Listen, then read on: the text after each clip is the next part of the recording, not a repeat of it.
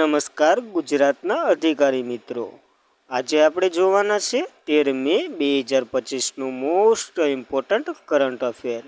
તે પહેલાં ખાસ કરીને ચેનલ ઉપર નવા હોય તો ચેનલને સબસ્ક્રાઈબ કરી લો, વિડીયો પસંદ આવે લાઈક કરવો અને તમારા મિત્રો સુધી શેર પણ કરી દેવો. તો ચાલીએ આજના ક્લાસની આપણે શુભ શરૂઆત કરી દઈએ. તો રાષ્ટ્રીય ટેકનોલોજી દિવસ 2025 ક્યારે મનાવવામાં આવ્યો છે? તો 11 મેના રોજ દર વર્ષે મનાવવામાં આવે છે આ દિવસ. તો દર વર્ષે 11 મેના રોજ ઉજવવામાં આવતો રાષ્ટ્રીય ટેકનોલોજી દિવસ જે વિજ્ઞાન અને ટેકનોલોજીમાં ભારતની નોંધપાત્ર પ્રગતિને સન્માનિત કરે છે. આ સાથે સાથે જ રાષ્ટ્રને નવીનતા અને આત્મનિર્ભરની શક્તિને યાદ અપાવે છે. આની થીમ તો કે યંત્ર છે, એટલે કે નવી ટેકનોલોજી, સંશોધન અને પ્રવેગને આગળ વધારવા માટે યંત્ર યુગાંતર. તો ખાસ કરીને થીમ સાથે આ દિવસ યાદ રાખવો. હવે આ દિવસના ઇતિહાસની વાત કરીએ ને તો આ વહેલા 1999માં ભારત સરકાર દ્વારા શરૂ કરવામાં આવ્યો હતો આ દિવસ. શા માટે? તો કે રાષ્ટ્રીય ટેકનોલોજી દિવસ જે દેશની ટેકનોલોજીની યાત્રામાં એક નિર્ણાયક લક્ષ્યની યાદી ઉજવે છે. કારણ કે 1998માં આપણા તાત્કાલિક વડાપ્રધાન હતા ને અટલ બિહારી વાજપેયી, એના નેતૃત્વ હેઠળ આપણે પોખરણ બીજો જે પરીક્ષણ કર્યું હતું અને સફળ રહ્યું હતું. એનું નામ તો કે શક્તિ રાખ્યું હતું. તો પ્રથમ 18 મે 1976ના રોજ થયું હતું. તો યાદ રાખવું આ. અને આનું કોડ નેમ હતું હસ્તો બુદ્ધ, એટલે કે સ્માઇલિંગ બુદ્ધા. તો ખાસ કરીને આ બંનેના નામો સહિત યાદ રાખવો આનો ઇતિહાસ. ત્યારબાદ આપણે મે મહિનાના દિવસો જોઈએ તો 1 મે આંતરરાષ્ટ્રીય મજૂર દિવસ, આ સાથે જ ગુજરાત અને મહારાષ્ટ્રનો સ્થાપના દિવસ. 2 મે વિશ્વ ટૂના દિવસ. 3 મે વિશ્વ પ્રેસ સ્વાતંત્રતા દિવસ. 4 મે કોલસા ખાણિયાનો દિવસ. 4 મે આંતરરાષ્ટ્રીય અગ્નિશામક દિવસ પણ હોય છે. 6 મે વિશ્વ અસ્થમા દિવસ. 7 મે આપણે વિશ્વ એથ્લેટ દિવસ ઉજવીએ છીએ. 8 મે વિશ્વ થેલેસીમિયા દિવસ ઉજવ્યો છે અને વિશ્વ રેડ ક્રોસ દિવસ પણ 8 મે જ ઉજવ્યો છે. 10 મે વિશ્વ સ્થળાંતર પક્ષી દિવસ આ વખતે ઉજવ્યો છે, કારણ કે મે અને ઓક્ટોબરના બીજા શનિવારે આ દિવસ ઉજવવામાં આવે છે. તો 10 મે તો ઉજવી લીધો, હવે 11 ઓક્ટોબરે ઉજવવાના છે.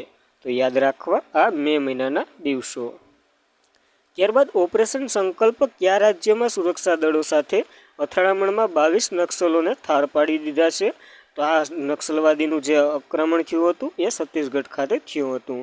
તો જોઈએ તો તેલંગાણાની સરહદ પર આવેલી જે છત્તીસગઢના બીજાપુર જિલ્લાના જંગલોમાં બુધવારે સુરક્ષા દળ સાથે અથડામણમાં 22 નક્સલી માર્યા ગયા અને એક વિશાળ બળવાખોર વિરોધી પર પહેલ છે આ.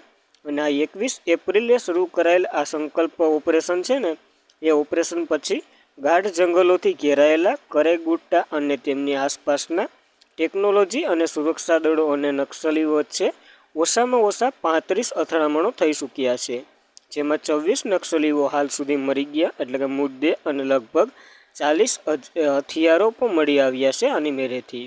તો ખાસ કરીને યાદ રાખવી આ ઇમ્પોર્ટન્ટ માહિતી. ઓપરેશન સંકલ્પ તો કે CRPF દ્વારા ચલાવવામાં આવ્યું હતું. જ્યારે CRPFની વાત કરીએ ને તો એની રચના 1939માં થઈ હતી. ત્યારે એનું નામ તો કે કાઉન્ટ પ્રતિનિધિત પોલીસ તરીકે ઓળખાતું હતું. ત્યારબાદ 1949માં સેન્ટ્રલ રિઝર્વ પોલીસ ફોર્સ એનું નામ રાખી દીધું. અને DG તો કે જ્ઞાનેશ પ્રતાપ સિંહ છે. આનું સૂત્ર તો કે સેવા અને વફાદારી. યાદ રાખવી એટલી માહિતી CRPF વચ્ચે. ત્યારબાદ marshal of the air force Arjan Singh memorial hockey tournament 2025ની 6ઠ્ઠી આવૃત્તિ ક્યાં સમાપ્ત થઈ? તો ચંદીગઢ ખાતે રમાઈ હતી આ ઇવેન્ટ. તો 6 મે થી 25 મેના રોજ ચંદીગઢ ખાતે marshal of the air force Arjan Singh memorial hockey tournament સમાપન સમારોહ થયો. એના અધ્યક્ષ તો કે એર માર્શલ PK ઘોષે કરી હતી. અને marshal of the air force Arjan Singh memorial hockey ટુર્નામેન્ટની આ 6ઠ્ઠી આવૃત્તિ હતી, જે 29 એપ્રિલથી 6 મે સુધી 2025 દરમિયાન રમાઈ છે. અને SF ચંદીગઢના રણબીર સિંહ ભોલે હોકી સ્ટેડિયમ આવેલું છે ને, ત્યાં આ ઇવેન્ટનું આયોજન થયું હતું. હાલ તો સમાપ્ત થઈ ગઈ. તો જોઈ લઈએ તો ફાઇનલ મેચમાં ભારતીય રેલવે જીત્યું રેડ ક્રોસ ફેક્ટરીને હરાવીને, જેમાં કપૂરથલા વચ્ચે રમાઈ હતી. અને ભારતીય રેલવે ટીમે 2 ગોલ્ડ અને બ્રેકર 3-1થી હરાવી અને આ ઇવેન્ટ જીતી છે. કેને હરાવ્યું? તો રેલ ક્રોસને હરાવ્યું છે. એ પણ યાદ રાખવું. આ હોકી ટુર્નામેન્ટની વાત કરીએ ને તો આપણા સુપ્રસિદ્ધ marshal of the air force Arjan Singh જે ડીએસપી નામ પરથી રાખવામાં આવ્યું છે. અને જે હોકી પ્રત્યે જુસ્સો અજોડ હતો એટલે એને જ માનમાં રાખવામાં આવ્યું છે. આ 5 સ્ટાર રેન્ક મેળવનાર એકમાત્ર ભારતીય વાયુસેના અધિકાર હતા. અને આની શરૂઆત, આ ગેમની શરૂઆત 2018થી થઈ છે. યાદ રાખવી આ માહિતી આ ગેમ વિશે. ત્યારબાદ ભારત જાપાનને પાછળ છોડી વિશ્વનું કેટલામું સૌથી મોટું વાહક બજાર બન્યું છે, એટલે કે વાહનનું બજાર બન્યું છે? તો ત્રીજું સૌથી મોટું બજાર વાહનનું બન્યું છે. તો ભારત 2022માં જાપાનને પાછળ છોડી ચીન અને અમેરિકા પછી ત્રીજું સૌથી મોટું વાહન બજાર બન્યું છે. કારણ કે આ ડેટા 2022નો હાલ પ્રસાર કરવામાં આવ્યો છે 2025માં, જેમાં 4.25 જે મિલિયનથી વધુ વાહનોનું વેચાણ થયું છે ભારતમાં.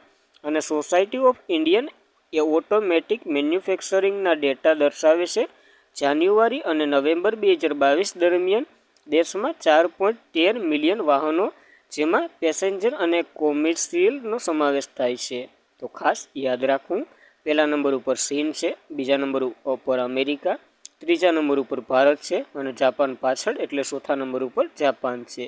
યાદ રાખવા આ ક્રમો સાથે. ત્યારબાદ તાજેતરમાં જ કયા રાજ્યની જે સાંગરી છે એને જીઆઈ ટેગ મળ્યો છે? તો આ ઇમેજમાં છે એ ટાઈપની સાંગરી હોય અને રાજસ્થાનના રણમાં બહુ જોવા મળે છે, એટલે કે રાજસ્થાનની છે. તો રાજસ્થાનના શાહી પરંપરાઓ અને ભોજનની જે ભૂમિ, સંસ્કૃતિ અને પરંપરાની ઉજવણી કરે છે આ સાંગરી, જે ઘણી આરોગ્યપ્રદ અને વાનગી છે. મુખ્યત્વે ખેજરીના ઝાડ પર આ ઉગાડવામાં આવે છે અને સાંગરીને જીઆઈ ટેગ મળ્યો છે. આ શાકભાજી વિશે વધુ આપણે જાણવું. ખેજરી એ રાજસ્થાનનું રાજ્ય વૃક્ષ છે અને એના ઉપર ઉગાડવામાં આવે છે, એટલા માટે યાદ રાખવી આ માહિતી એટલી. ત્યારબાદ જીઆઈ ટેગ હમણાં કયાના નથી ભણ્યા તો ભણી લઈએ. તો એનું ફૂલ ફોર્મ તો કે જિયોગ્રાફી ઇન્ડિકેશન ટેગ થાય છે. એક્ટ તો કે 1999માં આવ્યો હતો. ભારતે અમલ 2003માં કર્યું છે. 2004-05માં પહેલી વહેલી દાર્જિલિંગની ચા છે ને એને પશ્ચિમ બંગાળની, એને પહેલો જીઆઈ ટેગ મળ્યો હતો. ગુજરાતમાં પેલું તો કે સંખેડાનું ફર્નિચર છે એને 2007માં મળ્યો હતો. એ પણ યાદ રાખવું. અને ઓન્કોલોજી સંકેત એટલે કે આ જે જીઆઈ ટેગ છે ને એ એવા ઉત્પાદકોને આપવામાં આવે છે જે ચોક્કસ પ્રદેશ સાથે સંકળાયેલું હોય, વિશિષ્ટ લાક્ષણિકતા ધરાવતું હોય અને ઓર્ગેનિક માર્કની નોંધણી 10 વર્ષના સમય માટે રહેશે. ભૌગોલિક સંકેત રજિસ્ટર ઓફિસ આપણે ચેન્નાઈ, તમિલનાડુમાં આવેલી છે. એ પણ યાદ રાખવું. હમણાં તાજેતરના જીઆઈ ટેગો પર જોઈ લઈએ. તો હસ્તકળા ઘરછોડું છે ને એ જે અમદાવાદનું ફેમસ અને આમ તો ગુજરાતનું, એને હમણાં મળ્યો છે. ગુજરાતમાં અમલ સાડી શીખુને પણ મળ્યો છે હમણાં જીઆઈ ટેગ, જે વલસાડ બાજુ જોવા મળે. અમદાવાદની સોદાગરી બ્લોક પ્રિન્ટિંગને પણ જીઆઈ ટેગ મળ્યો છે. જ્યારે ટુ વર્જિન કોકોનટ ઓઇલ જે નિકોબાર, આંદામાન નિકોબારમાં જોવા મળે એને ભારત સરકાર 2030 સુધી 10,000 જીઆઈ ટેગનું લક્ષ્ય તો છે જ એને. અને તંજાવુરમાંથી કુંભકોણની સોપારી અને જે કન્યા કુમારીમાંથી થોવલાઈ ફૂલની માળા બંનેને મળ્યું હતું. એ તમિલનાડુના જીઆઈ ટેગ છે. જમ્મુ કાશ્મીરમાં ઘણા બધા હતા. નામદા, કાશ્મીરી ગબ્બા, કાશ્મીરી વિલુબેટ, કાશ્મીરી ટ્રીડ, કુવેલ, કાશ્મીરી સેન સ્ટીલ, સિંકારા અને વાંગુવું વગેરેને મળ્યા હતા. મેઘાલયમાં રીડિયા સિલ્ક અને ખાસી હેન્ડલૂમને જીઆઈ ટેગ મળ્યો હતો. સાબા વંથલી જે તમિલનાડુમાં જોવા મળે છે, એક ટાઈપનું મરચું છે, એને તેલંગાણાના ચપટા મિર્ચને પણ જીઆઈ ટેગ મળ્યો હતો. અને છેલ્લે તેલંગાણાના જે પારુંતી કાજુ છે ને એને પણ મળ્યો હતો. તો આપણે બધાય જીઆઈ ટેગો જોઈ લીધા, યાદ રાખવા. ત્યારબાદ કયા રાજ્યમાં પ્રથમ ભૂ ઉષ્મીય ઉત્પાદન કૂવો ખોદવામાં આવી રહ્યો છે અને સફળ પણ રહ્યો છે? તો અરુણાચલ પ્રદેશમાં આ કારનામું થયું છે. તો ભારત ઉત્તર પૂર્વીય ક્ષેત્રને ટકાઉ અને નવીનીકરણ ઉર્જા તરફ એક મહત્વપૂર્ણ છલાંગ લગાવી. જે central for earth scientist and Himalayan study છે ને એની અરુણાચલ પ્રદેશના જે પૂર્વીય કામેંગ જિલ્લામાં દિરાંગમાં પ્રથમ ભૂ ઉષ્મીય ઉત્પાદન કૂવો સફળતાપૂર્વક ખોદ્યો છે. આ ઐતિહાસિક વિકાસ ઉચ્ચ ઊંચાઈવાળા ભૂ ઉષ્મીય ક્ષમતાને ઉપયોગ કરવા એક સફળતા દર્શાવે છે. તો એ પણ યાદ રાખવું, કારણ કે ઉત્તર પૂર્વનું આમ તો ભારતનું પહેલું છે. આ જીઓથર્મલ પ્રોડક્ટ કૂવામાંથી જીઓથર્મલ એનર્જી મેળવશે અને એને બનાવશે. આ કૂવા જમીનની અંદર ઊંડે સુધી ખોદવામાં આવ્યો પછી આ ગરમ પાણી અથવા તો જે વરાળને કૂવાઓ દ્વારા સપાટી પર લાવવામાં આવશે અને તેનો ઉપયોગ વીજ ઉત્પાદન અથવા તો અન્ય થર્મલ એપ્લિકેશનમાં કરવામાં આવશે. તો મુખ્ય કામ આનું છે. અરુણાચલ પ્રદેશમાં થયો છે, જેની રચના 1987માં 24મા રાજ્ય તરીકે થઈ હતી. કેપિટલ ઈટાનગર છે. સીએમ તો કે પ્રેમા ખાંડુ છે અને ગવર્નર કેવલિય ત્રિકમ પિનારાઈ વિજયન છે. યાદ રાખવી એટલી માહિતી અરુણાચલ પ્રદેશ વિશે. ત્યારબાદ કયા રાજ્યના સીએમએ ભાગોરીય આદિવાસી નૃત્ય છે, ગોંડ કલા છે એટલે કે ચિત્રકલા છે અને એક નર્મદા છે, નર્મદાની પરિક્રમા વગેરેને ટેગની પ્રશંસા કરી છે. તો આ મધ્યપ્રદેશમાં થયું છે આ બધી. તો જોઈએ તો મુખ્યમંત્રી મોહન યાદવ જે મધ્યપ્રદેશના છે એને બુધવારે ભાગોળીયા આદિવાસી નૃત્ય, ગોંડ ચિત્રકલા અને નર્મદાની પરિક્રમાને ભારતની અમૂર્ત સાંસ્કૃતિક વારસાની યાદીમાં જે સમાવેશ કરવામાં આવ્યો અને જેને રાજ્યની ખૂબ ગર્વની બાબત કીધી. મોહન યાદવે આની પ્રશંસા કરી. આદિવાસી કલા અને પરંપરાને જાળવવા માટે સમર્પિત તમામ લોકોને અભિનંદન પાઠવ્યા અને નર્મદા નદીના જે ભક્તો પણ આભાર માન્યો. તેમણે માન્યતા બદલ પ્રધાનમંત્રી નરેન્દ્ર મોદીએ પણ આભાર માન્યો છે. તો એટલા માટે ઇમ્પોર્ટન્ટ ગણાય અને જે સાંસ્કૃતિક વારસાઓની યાદીમાં તો સમાવેશ જ થયો છે. જો આ ગોંડ નૃત્ય છે, આ ચિત્રકલા છે અને આ નર્મદાની પરિક્રમા છે એ પણ તમે જોતા હશો. મધ્યપ્રદેશની વાત છે. કેપિટલ ભોપાલ. સીએમ તો કે મોહન યાદવ છે. રાજ્યપાલ મંગુભાઈ છગનભાઈ પટેલ છે. યાદ રાખવી એટલી માહિતી મધ્યપ્રદેશ વિશે. ત્યારબાદ અહલ્યાબાઈ એટલે કે અહલ્યાબાઈ નગરમાં મહારાષ્ટ્રની કેબિનેટે પહેલી બેઠકમાં છોંડીમાં અહલ્યા દેવી હોલકરનું સ્મારક કેટલા કરોડના રૂપિયાને મંજૂરી આપી છે? તો 681 એટલે કે 681 કરોડના ખર્ચે આને મંજૂરી આપી દીધું છે. એનું સ્મારક બનશે. તો અહલ્યાનગર પહેલી અહમદનગર ઓળખાતું હતું, પછી અહલ્યાબાઈના માનમાં અહલ્યાનગર રાખ્યું છે. ચોંડીમાં રાજ્ય મંત્રીમંડળની પ્રથમ બેઠક બાદ મુખ્યમંત્રી દેવેન્દ્ર ફડણવીસે મંગળવારે ઇન્દોરના પૂર્વ રાણી અહલ્યાબાઈ હોલકરના વારસાને ધ્યાનમાં રાખી શ્રેણીબદ્ધ નિર્ણય જાહેર કર્યો અને આ અહલ્યાબાઈ હોલકરની 300મી જન્મજયંતિ નિમિત્તે આ નિર્ણય લેવામાં આવ્યો છે. ચોંડી તેમનું જન્મસ્થળ છે અને આને સ્મારક તરીકે વિકસાવવામાં મહારાષ્ટ્રનો ખૂબ ફાળો છે. એટલે કે દેવેન્દ્ર ફડણવીસની સરકારે એમ કીધું કે અમારો ખૂબ ફાળો છે અને આના ઉપર એક જીવન ચરિત્ર ફિલ્મ પણ બનાવવાના છે અહલ્યાબાઈ હોલકર ઉપર. તો એ પણ યાદ રાખવું. જ્યારે અહલ્યાબાઈ હોલકરની વાત કરીએ ને તો માળવા સામ્રાજ્યના હોલકરના રાણી હતા એ. તેમનો જન્મ 31 મે 1725માં થયો હતો. તેમનો જન્મ મહારાષ્ટ્રના અહલ્યાનગરનું જૂનું નામ અહમદનગરના જિલ્લા ચોંડી ગામમાં થયો હતો. તેમણે 1767થી 1795 સુધી હોલકર વંશના રાજવી પરિવારની સત્તા સંભાળી હતી અને મધ્યપ્રદેશના મહેશ્વરથી શાસન કર્યું હતું. તો ખાસ કરીને યાદ રાખવું એટલું અહલ્યાબાઈ હોલકર વિશે. ત્યારબાદ સાફ અંડર 19 ચેમ્પિયનશિપ 2025 ભારતમાં કયા રાજ્યમાં યોજાશે? તો ભારતના અરુણાચલ પ્રદેશમાં આ યોજાવાની છે. તો અરુણાચલ પ્રદેશના જે યુપિયામાં ગોંડ જ્યુબિલી સ્ટેડિયમ છે ને ત્યાં 9થી 18 મે 2025 દરમિયાન પ્રાદેશિક અંડર 19 પુરુષ ટુર્નામેન્ટની ત્રીજી આવૃત્તિ યોજાવાની છે અને આ સ્થળ માર્ચ 2024માં સંતોષ ટ્રોફી ફાઇનલ રાઉન્ડ પણ અહીંયા જ યોજાયો હતો અરુણાચલ પ્રદેશમાં. તેમાં આમાં કયા કયા ટીમ ભાગ લેવાની છે? સાફ એટલે સાઉથ એશિયન ફૂટબોલ ફેડરેશન એનું ફૂલ ફોર્મ થાય છે. આમાં બાંગ્લાદેશ, ભૂતાન, માલદીવ, ભારત, નેપાળ, શ્રીલંકા સહિત 6 ટીમો ભાગ લેવાની છે. પાકિસ્તાન આ વખતે ભાગ નથી લેતું કારણ કે ઘણા કારણો છે. એમાં એક તો કે પાકિસ્તાન ફૂટબોલ ફેડરેશને જે ફિફા દ્વારા જે ફેબ્રુઆરી 2025માં સસ્પેન્ડ કરવામાં આવ્યું હતું એટલા માટે.